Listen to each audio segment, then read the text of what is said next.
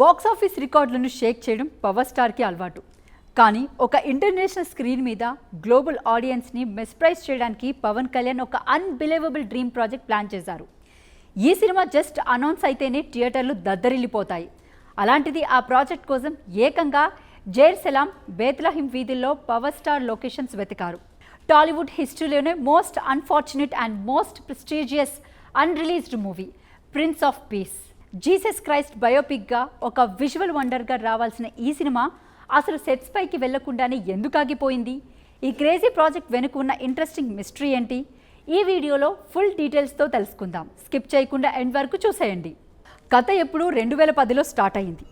ఒకవైపు వైవిధ్యమైన చిత్రాల లెజెండరీ డైరెక్టర్ సింగీతం శ్రీనివాసరావు, ఇంకోవైపు భక్తిరస చిత్రాల స్పెషలిస్ట్ రైటర్ జేకే భారవి, వీరిద్దరూ కలిసి ఏకంగా 2 years బైబిల్ అండ్ హిస్టారికల్ బుక్స్ని జల్లెడపట్టి ఒక మైండ్ బ్లోయింగ్ స్క్రిప్ట్ రెడీ చేశారు. అదే జీసస్ పవిత్ర జీవిత చరిత్ర. ఈ ప్రాజెక్ట్ను నిర్మించడానికి టాలీవుడ్ టాప్ ప్రొడ్యూసర్ కొండా కృష్ణంరాజు గారు అన్లిమిటెడ్ బడ్జెట్తో రంగంలోకి దిగారు. కానీ ఇందులో పవన్ కళ్యాణ్ నటిస్తున్నారనగానే అందరూ ఆయనది జీసస్ క్యారెక్టర్ అనుకున్నారు. బట్ వెయిట్, అది నిజం కాదు. పవర్ స్టార్ చేసేది జీసస్ పాత్ర కాదు, కానీ ఆ కథను టోటల్గా టర్న్ తిప్పేసి ఒక మైండ్ బ్లోయింగ్ పవర్ఫుల్ రోల్. సమాచారం ప్రకారం ఆయన ఒక బ్రిలియంట్ ఆర్కిటెక్ట్ పాత్రలో కనిపించాల్సింది. సింప్లీగా చెప్పాలి అంటే స్క్రీన్ ప్రెజెన్స్ నెక్స్ట్ లెవెల్లో ఉందట. ఈ సినిమాలో హీరోయిన్గా ఎవరిని తీసుకున్నారో తెలుసా?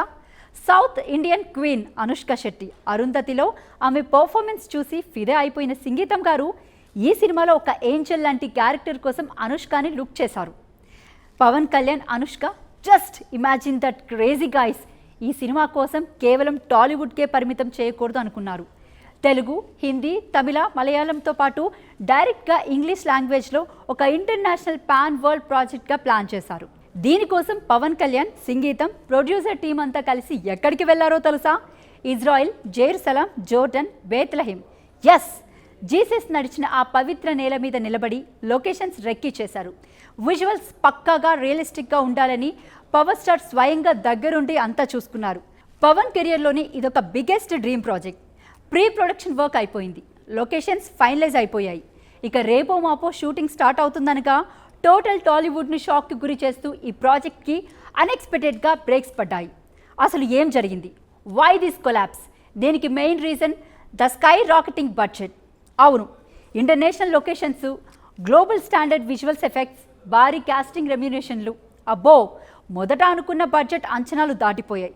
ప్రొడక్షన్ కాస్ట్ అప్పట్లోనే ప్రొడ్యూసర్స్ హ్యాండ్స్ దాటిపోయింది. అంత బడ్జెట్ పెట్టడం ఆ రోజుల్లో చాలా రిస్క్ అని మేకర్స్ వెనకడుగు వేశారు.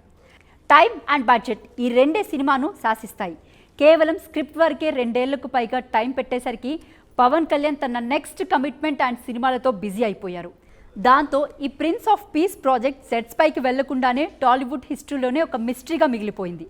ఒకవేళ ఈ సినిమా కనుక వచ్చుంటే టాలీవుడ్ రేంజ్ ఎప్పుడో ఇంటర్నేషనల్ లెవెల్కి వెళ్ళేది. Power star mark acting, Singeetam గారి మేధస్సు, అనుష్క గారి గ్రేస్ ఇండియన్ సినిమా హిస్టరీలోనే ఒక విజువల్ వండర్ అయ్యేది. సత్యాగ్రహి, కొబాలి లాగే ఈ ప్రిన్స్ ఆఫ్ పీస్ కూడా పవన్ కళ్యాణ్ ఫ్యాన్స్ గుండెలో ఒక తీరని లోటుగా నిలిచిపోయింది. సో మీకేమనిపిస్తుంది?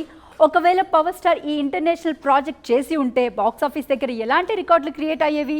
కింద కామెంట్స్లో కామెంట్ చేయండి. ఈ వీడియో నచ్చితే లైక్ చేయండి, షేర్ చేయండి, మన ఛానల్ని సబ్స్క్రైబ్ చేయడం అస్సలు మర్చిపోకండి.